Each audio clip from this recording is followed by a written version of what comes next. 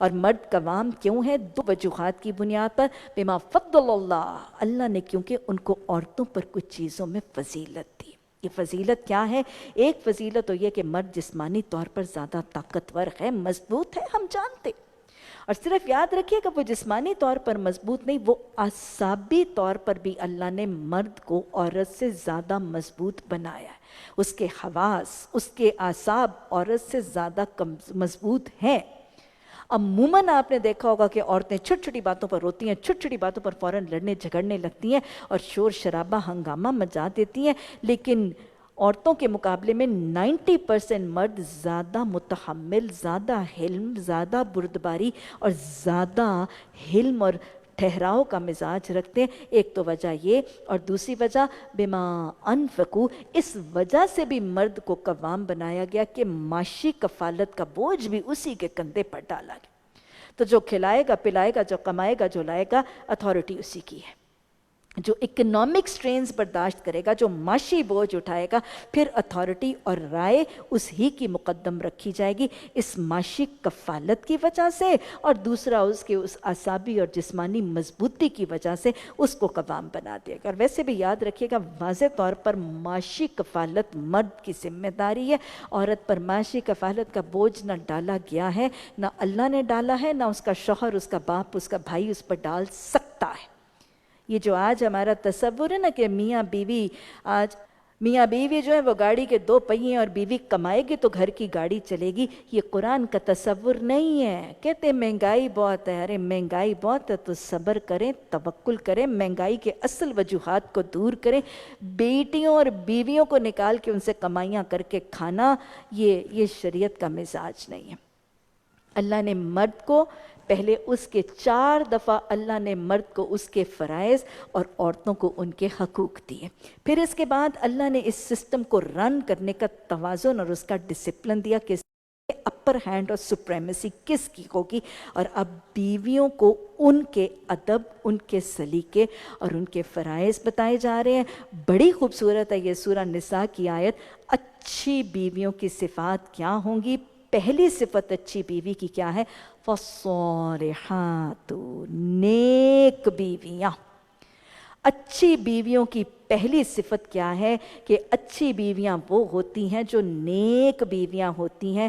آپ صلی اللہ علیہ وسلم نے فرمایا دنیا ساری کی ساری متاع ہے، لیکن دنیا کی بہترین متاع ہے ایک نیک بیوی۔ اللہ ہمیں ایسی بیوی بنا دے۔ میں آپ سے پوچھا گیا، وہ قرآن کی آیت آئی نا کہ وہ جو سونے چاندی کے ڈھیر جمع کرتے ہیں اور زکاتیں ادا نہیں کرتے، ان کو خوشخبری دے دو کہ وہ آگ ان کی دہکا کر ان کے لیے داغنے کا ذریعہ بنے گی۔ تو صحابہ نے پوچھا پھر ہم کیا جمع کریں؟ تو آپ نے فرمایا 4 چیزیں جمع کیے جانے کے لائق ہیں، 4 چیزیں جمع کیے جانے کے لائق ہیں: ذاکر زبان، شاکر دل، صابر جسم اور دین کے مددگار ازواج۔ یہی ہے وہ نیک بیوی۔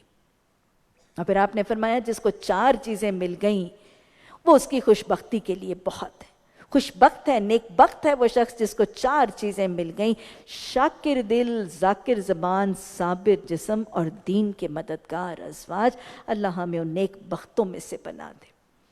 آپ نے بیوی کے حصول اور بیوی کی تلاش کا پیمانہ بتایا۔ آپ نے فرمایا تم مردوں، تم عورتوں سے 4 باتوں کی بنیاد پر ان سے نکاح کرتے ہو: ان کے حسن، ان کے مال، ان کی ذات یعنی ان کے نسب حسب، ان کے خاندان کی بنیاد پر، ان کے دین کی بنیاد پر۔ تمہارا بھلا ہو تم عورتوں سے ان کے دین کی بنیاد پر نکاح کرو۔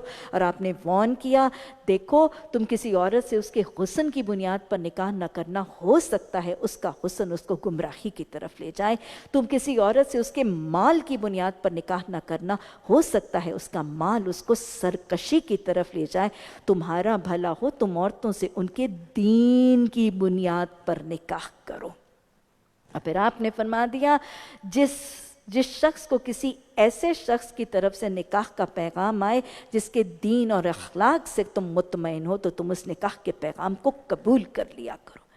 تو گویا دینداری، صالحیت ایک بیوی کا اچھا پیمانہ ہے۔ معاشرے میں پیمانہ بدل گیا جب ہم بیٹوں کے لیے بیویاں، ہم اپنے بھائیوں کے لیے بیویاں ڈھونڈنے جاتے ہیں تو یا خوبصورت ڈھونڈتے ہیں یا مالدار ڈھونڈتے ہیں یا پڑھی لکھی ڈھونڈتے ہیں، خوبصورت ڈھونڈتے ہیں تاکہ وہ راضی رہے، مالدار ڈھونڈتے ہیں تاکہ مالی کفالت کرے، کھاتے پیتے گھرانے کی کسی سوکھے باپ کی بیٹی ڈھونڈتے ہیں تاکہ ساری زندگی معاشی کفالت کرے، ڈھیر سا جہیز لائے، اور پھر یہاں پڑھی لکھی لاتے ہیں کہ اس کی معاشی بیساکھی بن جائے۔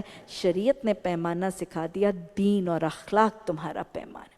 فالصالحات ہوئیں امہات المومنین کے نمونے موجود ہیں، بنات الرسول صلی اللہ علیہ وسلم کے نمونے فالصالحات میں موجود ہیں، اور پھر کس سے سنے نہیں ہیں؟ حضرت ام عمارہ ہیں، ام سلیم ہیں، ابو دحدہ کی بیوی ابو دادا ام دحدہ ہیں، ام سلمہ ہیں، حضرت جابر بن عبداللہ کی بیوی ہیں، رسول اللہ صلی اللہ علیہ وسلم کے میزبان حضرت ابو ایوب انصاری کی بیوی ہیں، سب اپنے شوہروں کے دین کی معاون فالصالحات ہی تو تھیں۔ ہر کامیاب مرد کے پیچھے ایک عورت کا کردار ہے، ہر دیندار صالح مرد کے پیچھے ایک صالح عورت کا ہاتھ ہے۔ اللہ ہمیں صف سے متصف فرما دے۔